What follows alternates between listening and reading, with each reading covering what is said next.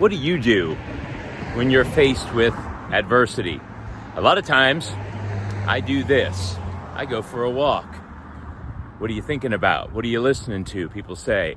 What are you writing down as you walk? Nothing.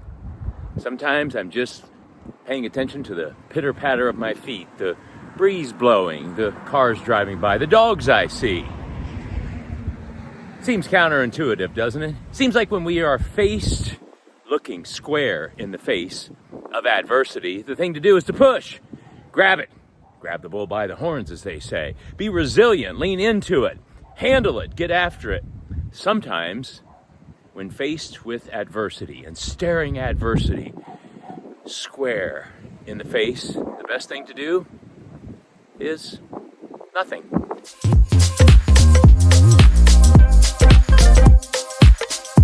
In this video, we're going to explore handling adversity by first doing nothing or very, very little. Handling any adverse situation starts with identifying what that situation is. As we talked about, sometimes we're staring it right in the face. That requires a plan. That requires thinking. We have to process. We have to do strategic and critical thinking. And then we have to embrace it. We have to lean into it. We have to, as I said earlier, get after it. We have to get into it, roll our sleeves up and get dirty sometimes. That requires us to be resilient. And to be resilient, we have to call upon that. We have to figure out how much resilience we're going to have to handle this situation. Once we figure all that out, then in that plan that we put together, we have to figure out how we're going to manage the stress. Specifically, breaking, resting before we have to. So, how do we do all of that? Backing up, how do we do all that critical and strategic thinking that we need to? Sometimes the best thing to do when staring adversity, as I said, squarely, right in the face, the best thing to do is to do nothing. Best thing to do is maybe go for a walk, read, listen to some music, watch something you enjoy, talk to a trusted colleague or companion about that, maybe, or about the weather, something really benign and very general. Sometimes taking a nap. Sometimes just sitting and putting an eye mask on and sitting still is the best thing to do. You see, when adversity hits us, when it smacks us, when it sucker punches us and it's dropped squarely in our lap and here we are staring at it, sometimes the best thing to do is to not lean in, to not get after it right away. Sometimes that sends us on a fool's errand where we're not maybe addressing the root cause or the thing that is very central to resolving and getting on the other side of this adverse situation. There are times we don't have a choice. There are times that speed and being decisive win the day. And there are times when the best thing to do would be to back off and do nothing.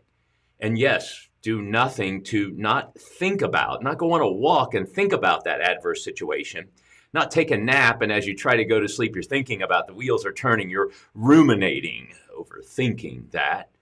Not to listen to music, and while you're listening to a little tiny dancer or pour some sugar on me, whatever it is for you, you're thinking about that adverse situation. No, create some space. Give yourself a little grace. Practice a little self-care.